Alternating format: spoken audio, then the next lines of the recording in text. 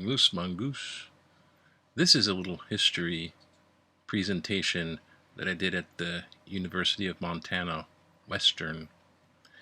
And the proposition theme was from the Old West, gold mining.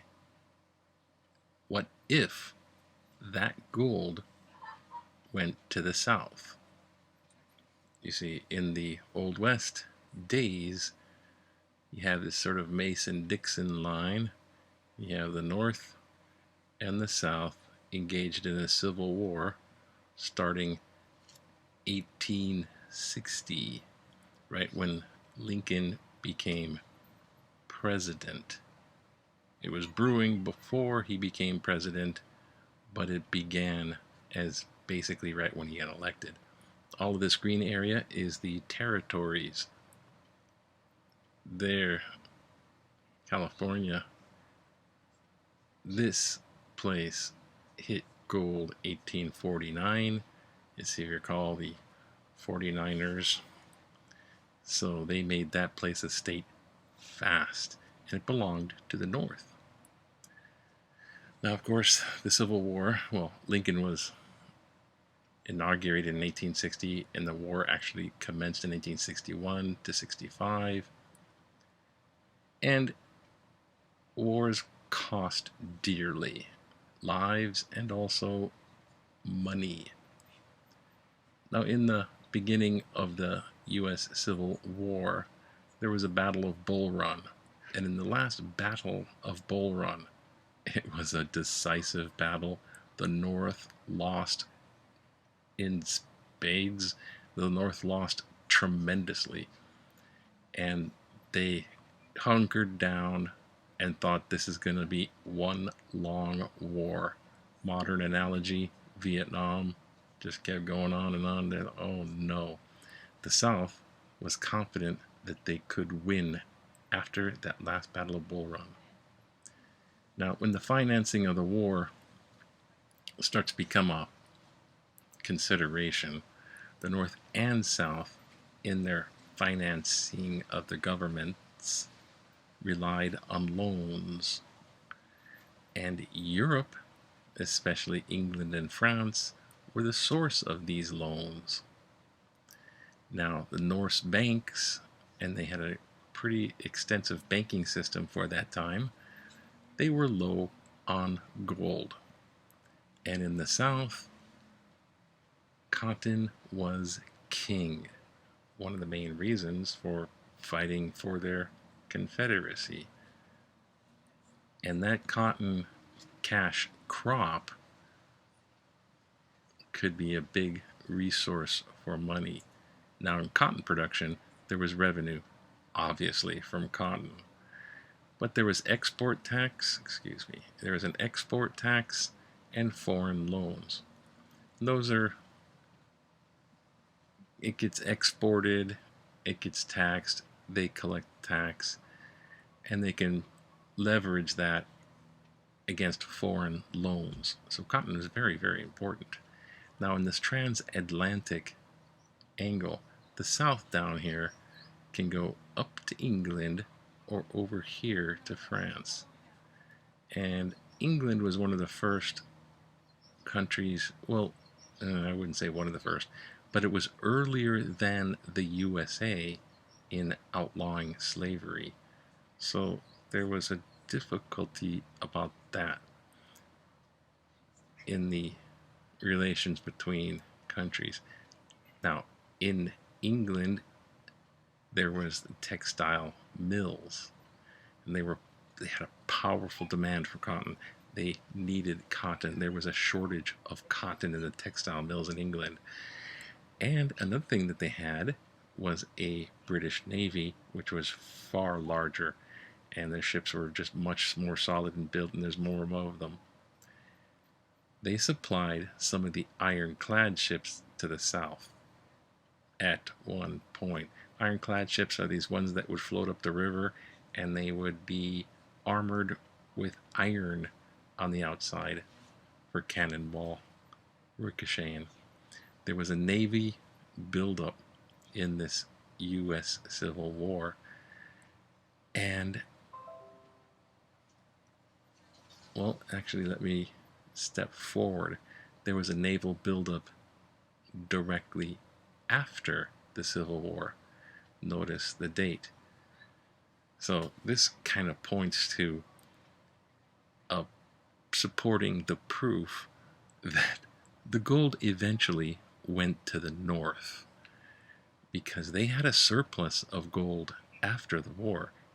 Lacking before, surplus after, and with that surplus from 1880 to 1909, they expanded their navy.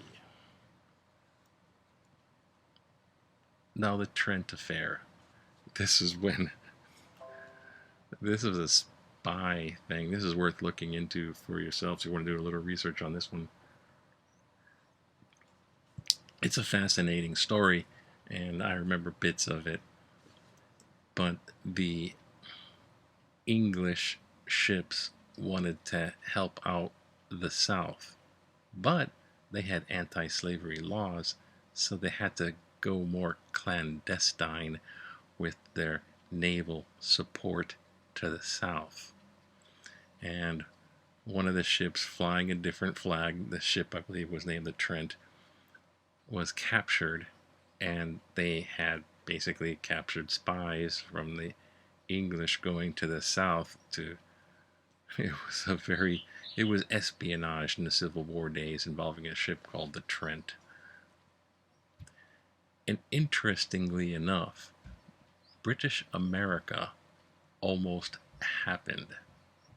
Just before the war in 1849 to 1860, the U.S., at least part of the Congress, wanted to annex to the 55th parallel. This is one of those latitudes going across the northern border of the U.S. But in 1866, the U.S. almost nearly admitted a colonial Britain to the Union. See, because down in that area by Seattle, that whole area that was overlapping into British Columbia of Canada, that province, British Columbia, note the name, and down to the Seattle area, that whole Vancouver, Harbor Bay, and that whole area was a British colony. And basically, they almost admitted them to the Union as a state. You're a British colony, you'll be this number state. And this is the area. This should be, see, here's the 49th parallel, excuse me. The 49th parallel is that upper border. And if you look up here, that would be the 55th parallel.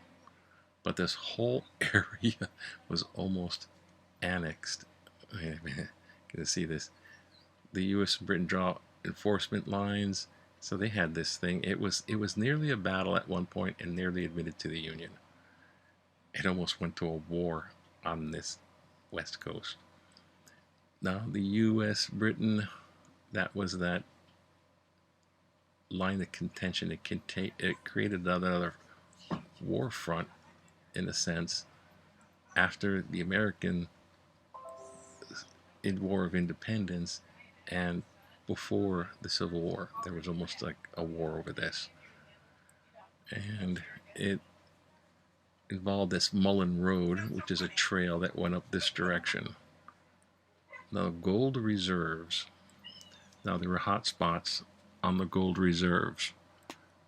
There was an early one up in 1852 in Montana, right after that 1849 in San Francisco area.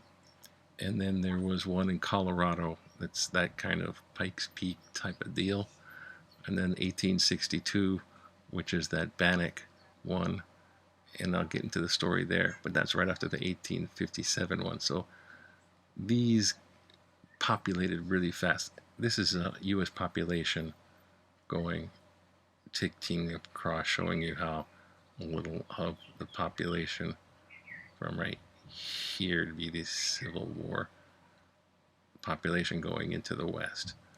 Okay, now the industrial North. The North had a very much industrial area, and it was heavily into the mining of iron and creating the industrial age. And they had power of railroad transport. And they had enacted the Homestead Act of 1862. Now notice this is right during the Civil War. The Homestead Act was even advertised in England to attract labor. And if you got so many acres, you claimed it, and if you worked that land for 3 or 5 years, you owned that. That was a massive amount. It was like 640 acres.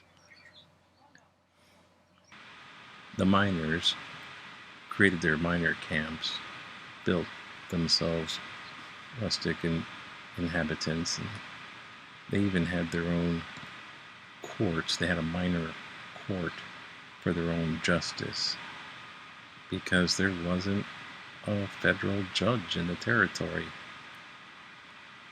Now, the gold coming out of California going to the East Coast had a long ways to go.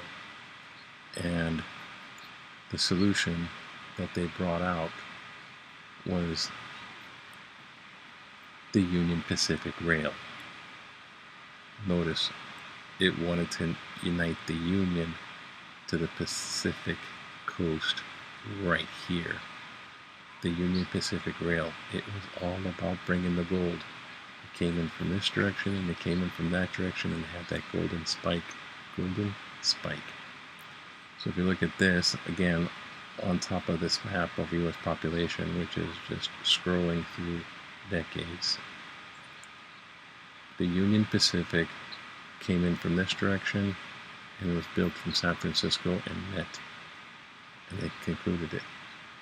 Because this before, in order to get gold over there, you'd have to ship it and go down the Mullen Road, which is a trail, a cart trail, and then they would have to get to a Fort Benton, so it was secured by the Union Army, and then they would travel down the Missouri River, which flowed downhill in this direction to St. Louis, Missouri.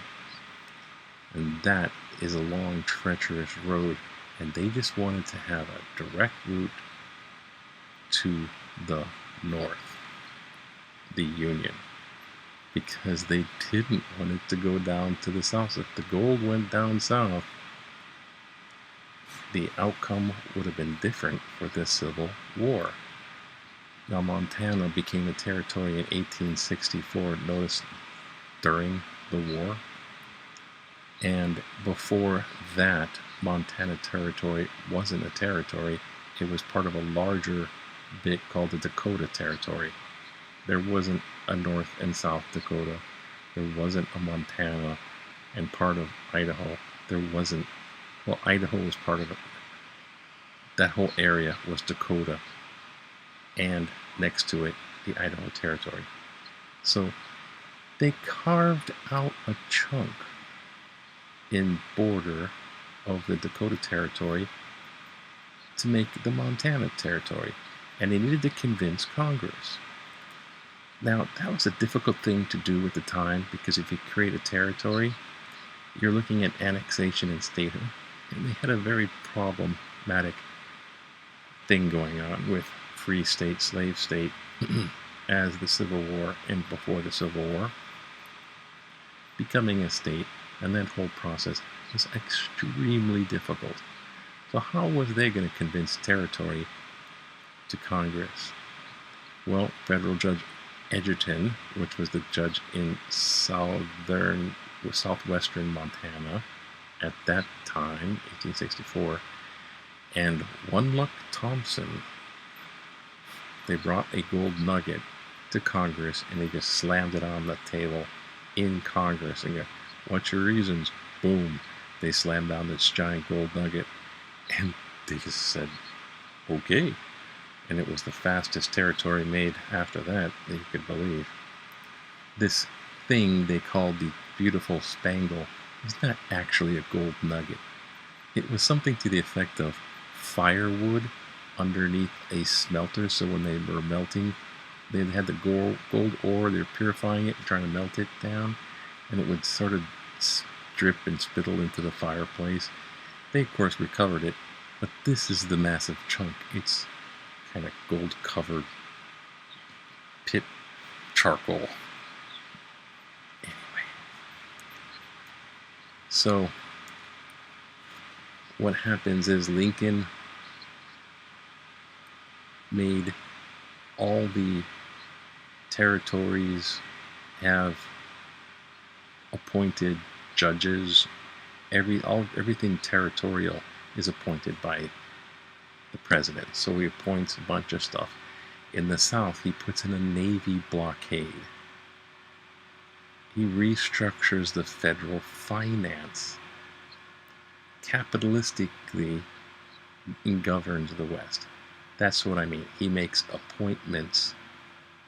He appointed a judge here. All the appointments that were under presidential power in the West.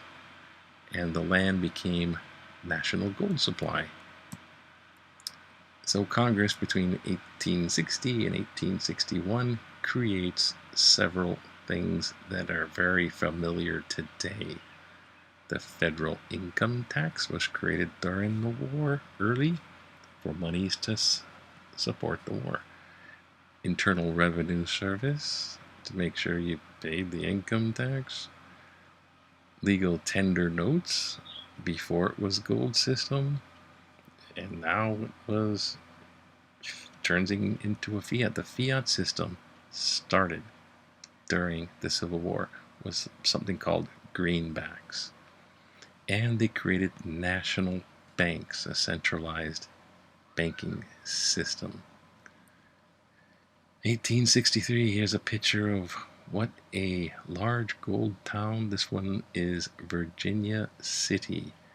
I believe this is the Virginia City of California fame, not the Virginia City of Montana fame, which would have been smaller. And to keep it current, even though this PowerPoint was made back in 2006, during or just before the tragedy of the World Trade Center Twin Towers being destroyed, they took pictures, or somebody took a picture of the bullion reserve underneath it. They had a storage of gold bullion underneath those towers, which was mysteriously removed before the attacks. For anyone into those theories about conspiracy, that's something. And it also demonstrates the greed and power behind the lust for gold. Anyways, if the gold went to the South, they would have paid the British, and they would have gotten a navy and backing, and the South would have won the Civil War. Thank you, and aloha.